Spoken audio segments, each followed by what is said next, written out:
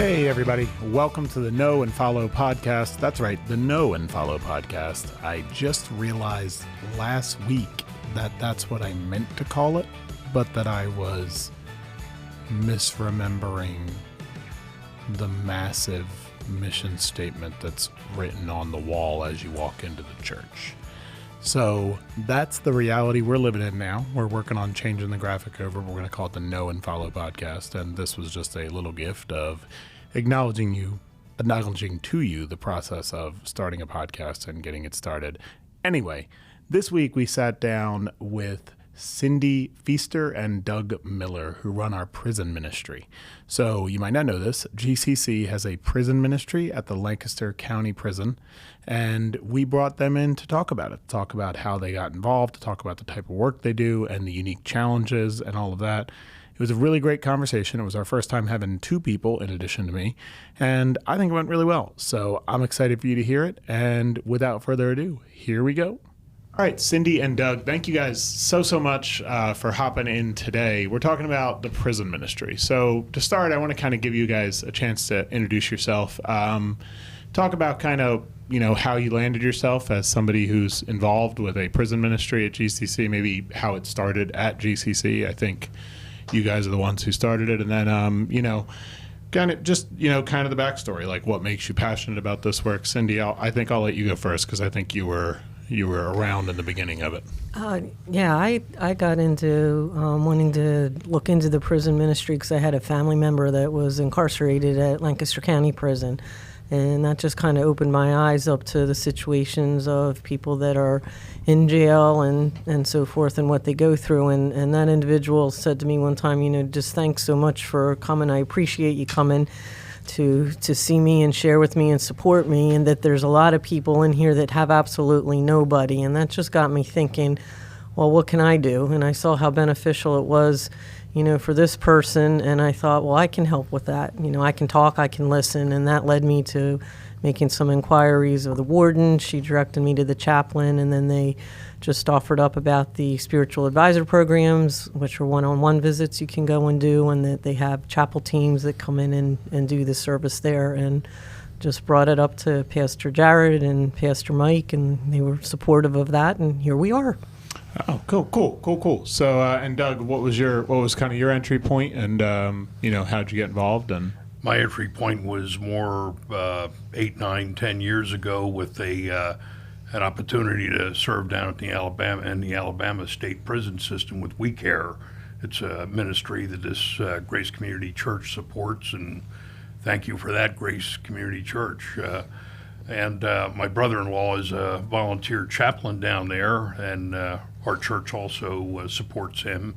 And he invited me down after I was saved. I guess he wanted to see whether I could walk the talk. And so I went down there and with some fear and trembling, and got to walk around the yards and visit with people in the chow halls and things like that, and got over my sense of fear about going into an institution like that. And there are people who made some bad choices, and sometimes only one.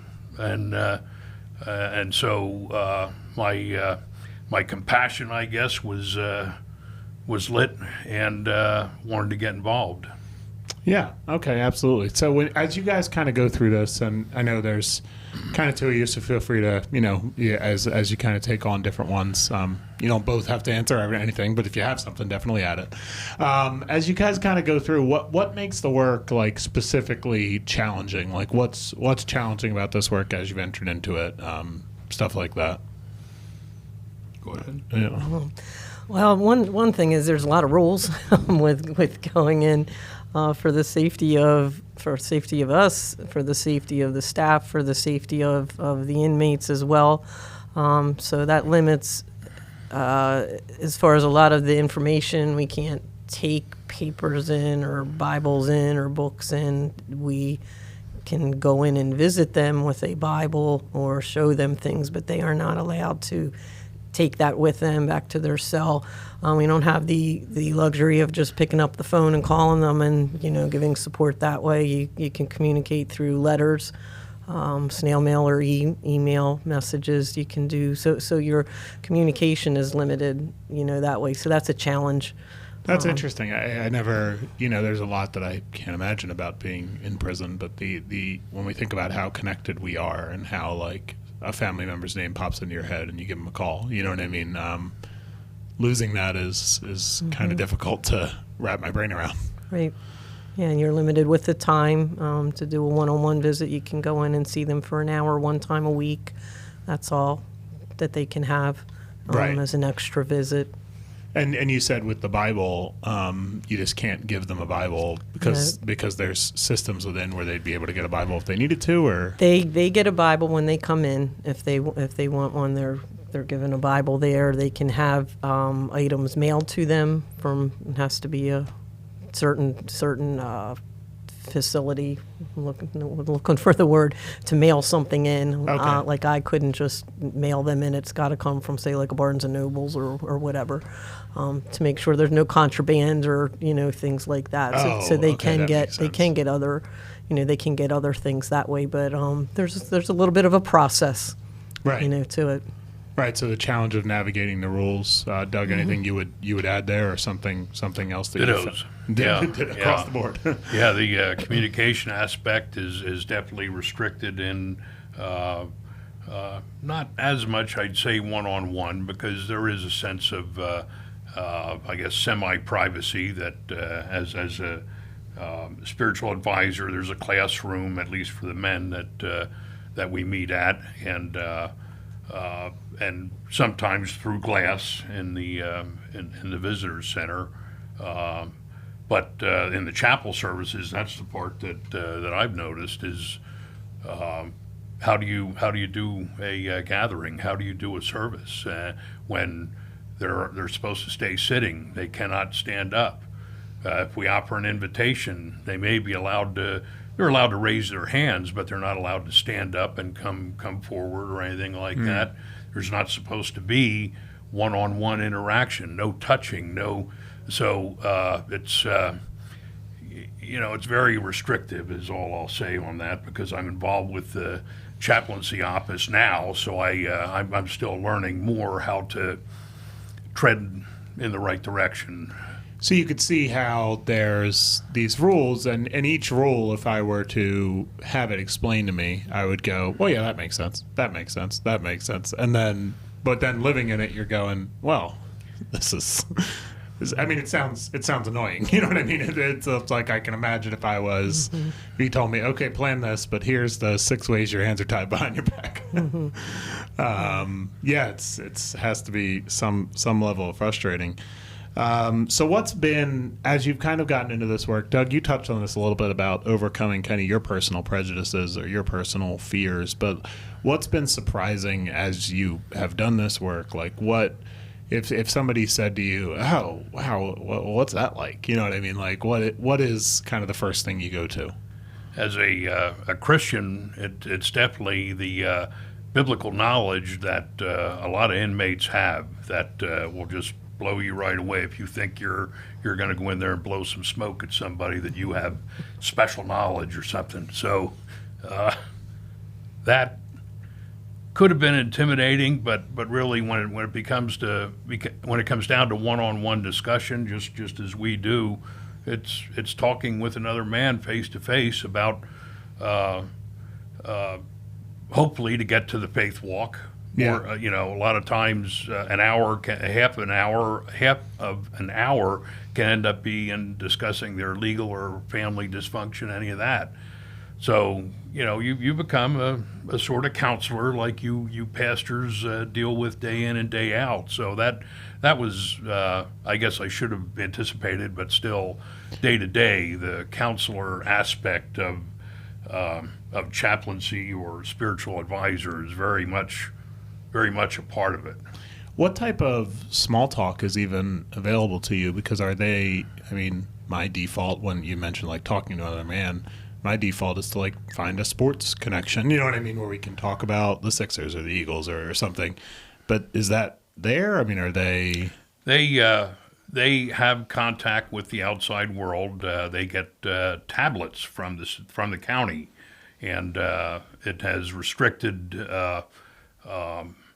sort of Browsing features and stuff. features. Yeah. But they watch movies. They're very much into the Chosen series that some of the chaplains use for Bible study, and so it's really not hard to engage them. It's not like they're totally alienated from the world unless they've been down in restrictive down, being punished in the hole is what they call it. So Right. sometimes those guys can lose a little. Lose some privileges or what have you. Yeah, but it's really not hard at all, and they're most very quick unless they're suffering from mental illness, and that's another part that's hard to sort through, whether the demons are actually something manifesting or whether it's actually some sort of mental illness, and that's a lot of what I see. Yeah, there's that stat that I'm going to misquote it, but with my wife being in mental health, she always says like the world's largest mental health facilities are prisons. Like, and it's because we for those who don't know the history of community mental health, we deinstitutionalized, and when we deinstitutionalized, the idea was that community mental health centers would pick up the slack and be able to do that. I don't want to be political. That more or less hasn't happened. So a lot of times these people end up committing crimes and they end up in prison. And that's a cycle. Yeah, that's the unfortunate reality. Is it's played out that way. And again, there might be more knowledge I don't have there, but that's the short version of why there are a great deal of mentally ill people in prison. Yeah. But Cindy, what was surprising for you as you've kind of gotten into it? Yeah, surprising. I would use the word amazed. I think with some of it at the resiliency and of the women that I speak with, and I always just leave it open what they want to talk about. I don't ask questions. It's whatever they want to share when they want to share it, and you develop a bond over time, and they start to open up and share some things. And I just look at the life that I've been blessed with, and to see and hear some of the situations that these ladies have been through, the emotional abuse, the physical abuse. And here they are sitting in front of me, and they're still plugging along and, continuing with their faith. And I get as much, probably I always tell them, I think I get more out of it sometimes than they do with just to see them as they're taking this walk and this journey. And they want to make good choices. Unfortunately, as we've seen too, they a lot of times continue to make the same bad choices, but they want to try, their hearts are in there. They just want to learn more, and they want to do better, and they need support. They need the support. So, right. So when you talk about, like you mentioned, oftentimes surprised by their Bible knowledge, what would you say the reaction is to you guys coming from a church, like their feelings towards kind of the church generally, or? I would guess receptive, but do you feel like that's been more or less the case, or what's? That's what I feel. I mean, the people that are coming to see us are making the choice to use that time. Some of them might use it just because it gets them off the block, and then they might not have any real interest in that, and having a relationship. I have not seen that, but you've been doing it longer than I have, Doug. But as far as the chapel services, we always get, positive feedback when we're finished. Most of the time, people are just very thankful, for that, to have that, us come in and to be able to worship with them, not to them, with them. We want to worship with them. Yeah, no, for sure. You would guess that maybe during that time people are wrestling with faith, the old, like, no atheists in foxholes things. Yeah. You know what I mean? Yeah, so they're wrestling with that, and they're receptive to somebody who wants to come in and kind of help them, and as I help them sounds like it's a reach down, just have a conversation with them, talk to them, and treat them as a human. That's what we are. Right. They're no different than us. They've just made choices that society has deemed you need to go behind, bars, doors, I guess you would call it now, but that's what society has deemed. This is where you need to go because of you did X, Y, Z, What do we learn in our faith that, one sin isn't necessarily greater than another sin. So, they're just like the rest of us. Yeah. Yeah. Was there anything, Doug, in your interaction with people, more or less the same, a positive attitude towards church, Christians, whatever? Yeah. It's probably a similar view that I had, that church is there strictly to help them, and not as much to grow in their own spiritual walk or their faith walk. And so there's just so many guys in there that were brought up Catholic, the Muslim community, Jehovah's Witness. I've been arguing with a guy over John 1 for the past 2 weeks now, and the small g God that he thinks Jesus is. So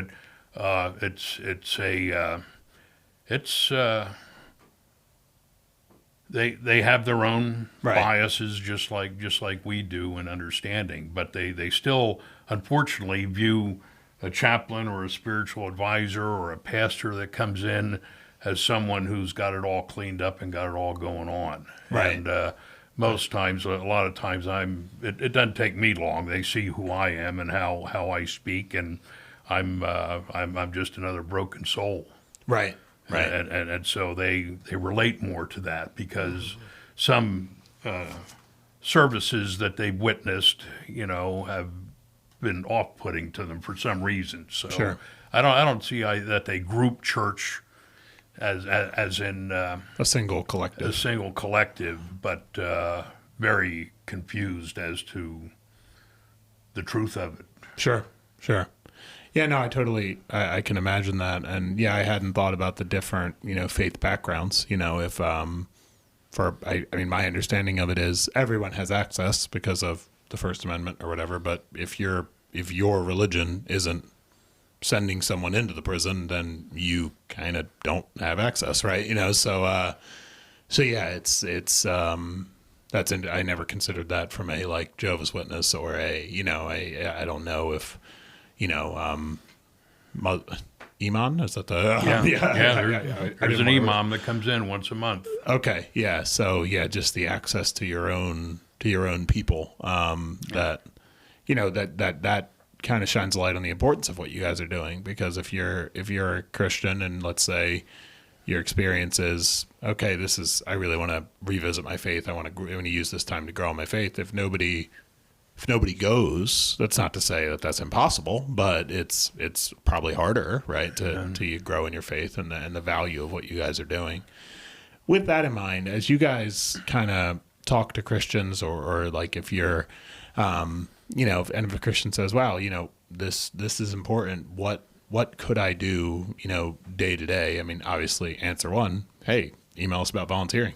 Amen. But what is, when you think about a Christian wanting to be more involved, what would you tell them to kind of grow in kind of the ways you guys have grown, you said, in compassion and empathy and just understanding, I don't know. I guess like if your pitch of how it's grown you as a believer and kind of how you would encourage people to think about it. Well, that's a bit of a loaded question. The first thing, and anybody can do this, is to pray. That to me is a no-brainer. No matter where you are, no matter who you are, you can do that, to just pray for these individuals, to pray for the staff. We talked about rules earlier, but, you have to have some degree of rules and so forth, for everyone involved, but that they can do that with empathy, so to pray for those that are in there, and then prayer for when they come out, the transition for reentry, was a tough one, to come out and you're labeled. And it's tough, to find a job, to find employment. You've burned a lot of bridges. A lot of these folks have been in and out, quite a few times, and their families not going to help them anymore, which, that's understandable. Everybody's got a backstory, so you don't always know everything there, but we can support them, support them from a helping point, for the things, the physical things that they need, as well as on their, spiritual journey. Sure. I think that, we talked about this before we started recording. when I fill out a job application and there's the piece of, have you ever been convicted of a felony? I've always put no, and I've never thought about it. And I think like we can't even imagine having that barrier in our lives. And I don't think sometimes, I'm sure in your interactions, there's people who ended up there who weren't like living these crazy lives, right? And then the path back to crime is an easier path than a path to, make the right choices, right? That's why recidivism rates are so high and stuff like that. So yeah, talk about that in terms of for either of you, people you've met where you go, I never considered that, but I can kind of see myself in this person. I could see how that could happen. Sorry, I'm putting you on the spot. No, and when they get out too, a lot of them are on parole, so they have meetings and stuff with their probation officer. There's a lot of things that are required of them. There's a lot of things that they're restricted that they cannot do, and if they don't meet them, then they're going to end up back in jail. So again, it's having the support. We all need support, but they needed a lot to break that cycle, Right. of where they were before, and they want to make good choices, and then sometimes they just don't because they go back to the same crowd, the same people, the same actual physical dwelling, which was, tempting them or providing the opportunity to do things that they shouldn't do. We need to be able to help and assist that, to support. And we always tell them, if you want to come to our church, that's awesome, but if you don't, that's okay. The important thing is you need to find a church. You need to find other Christians to help you walk with this. We all need it. Right. We all need it. So yeah, the value of community and place is kind of undeniable, right? There's all sorts of research of like people moving houses, just helping them to beat addictions or something. And yeah, and certainly something that matters. Doug, anything in people you've met that's, surprised you, or where you've seen kind of, I already asked the surprise you part, but like where you've seen kind of yourself, or yeah. Definitely. Again, I don't ever ask what has caused them to be incarcerated. We know that when we're talking to them, that is generally going to come up in the conversation. Maybe not the first time, but it will. And so when it does finally get shared, again, you have to kind of read between the lines too, because most proclaim the injustice and they're innocent of their charges. But so it takes, for me anyway, it takes multiple visits for the BS detector to really start sorting out what I'm listening to. But if there's any truth in some of those incidences, I mean, domestics having a quarrel with a girlfriend, and the girlfriend actually hits the guy, and he leaves. But so law enforcement gets to hear her story first, and then this is the story, though. Right. Then they come and pick him up for assault. Right. When he's saying it isn't like that at all. So. Again, it can become such a tortured, twisted conversation that I'm generally, the whole time, I'm trying to listen respectfully, but still trying to look for an avenue to get back to a faith walk.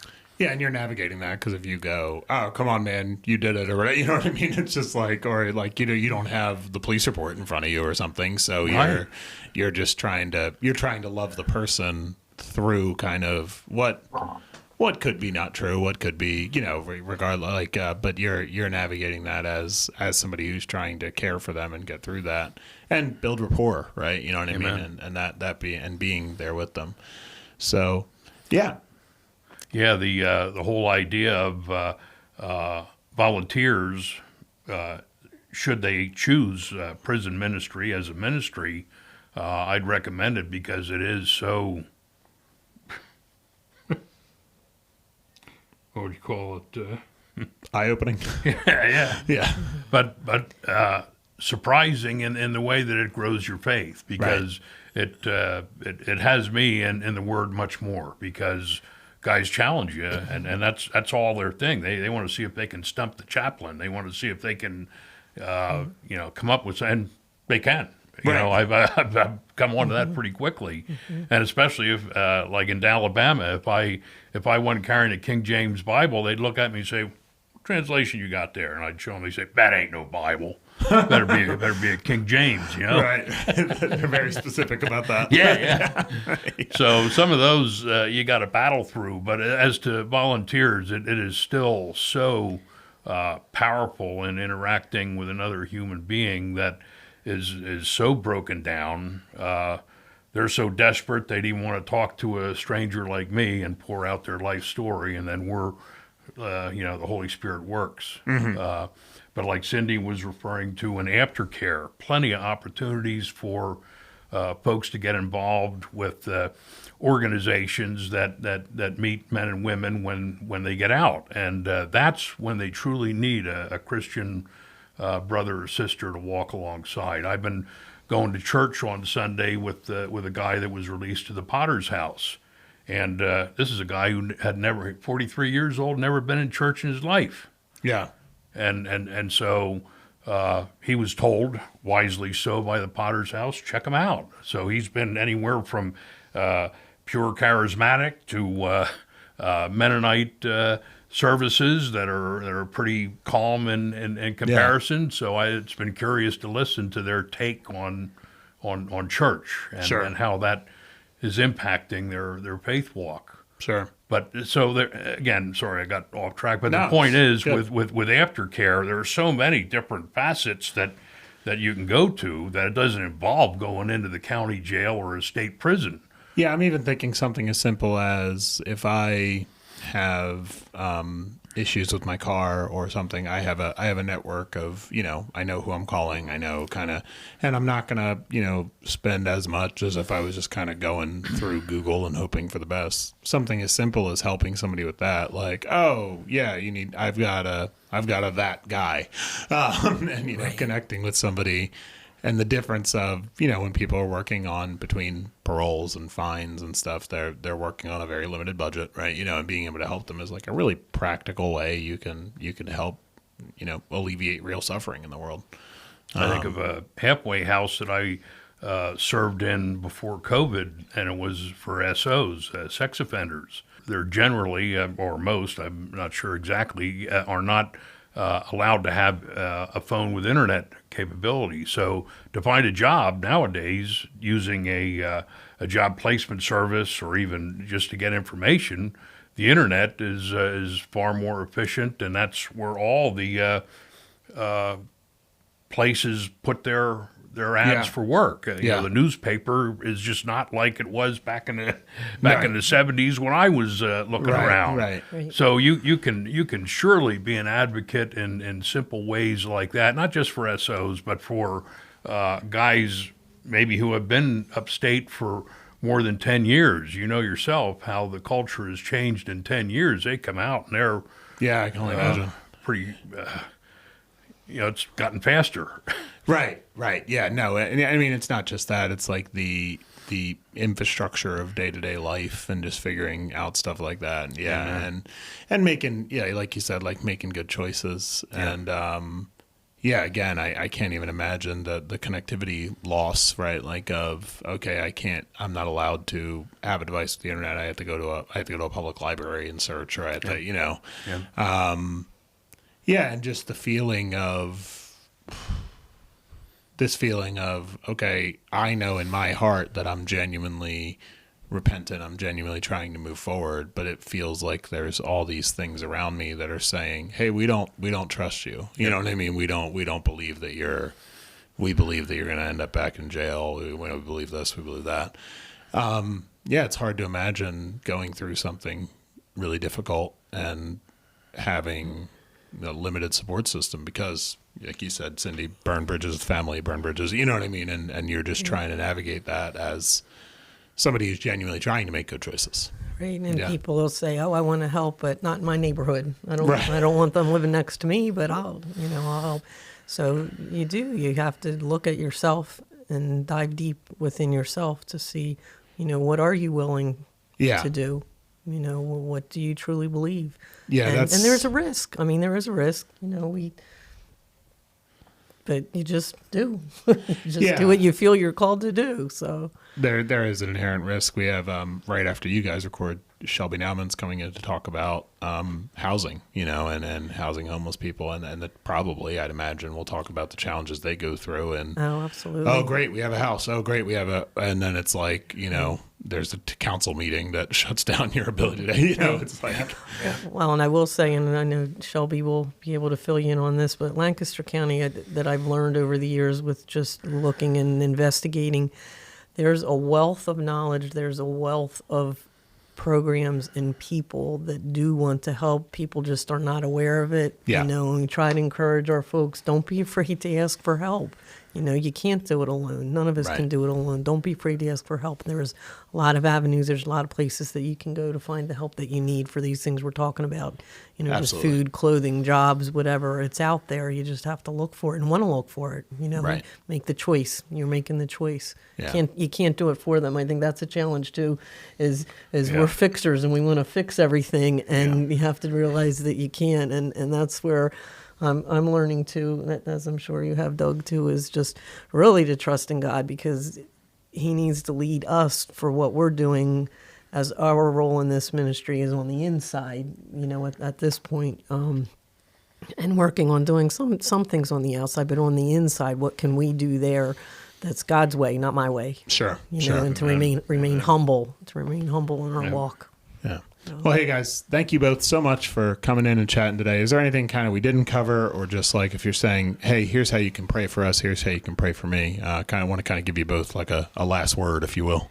Well, just what I was just saying here just a few seconds ago, just pray for me that I'm doing God's work, that it's not about me, it's about God. It's about helping these the ladies that I am with, and also the men in the chapel services that we have, that we can just reach them, being an encouragement to them, and just show them God's grace and mercy, and pray for the prison and the system and the people, the people there as well. Sure, sure. Doug, anything particular? Thank you, Pastor Addison. No, yeah, it was a blast, and man. thank you to Grace Community Church for the way that they step up in the way of supporting We Care and support for prison ministries. We have a little handout out in the Connect Center that can introduce congregants to what the prison ministry is like, and then Cindy or I or any of the team can certainly flesh that out a little better. Absolutely. But, just thankful. Yeah. Absolutely. It's exciting work, and I'm excited about it, and glad to have you guys, come and talk about it. And yeah, thank you for the opportunity very much. Yeah. All right. Thanks. The Know and Follow podcast is a production of Grace Community Church of Willow Street. We are located at 212 Peach Bottom Road in Willow Street, PA, and we have services on Saturdays at 6 p.m., Sundays at 8 a.m., 9:15 a.m., and 11 a.m. We would love to have you join us, and you can find more information at gccws.net.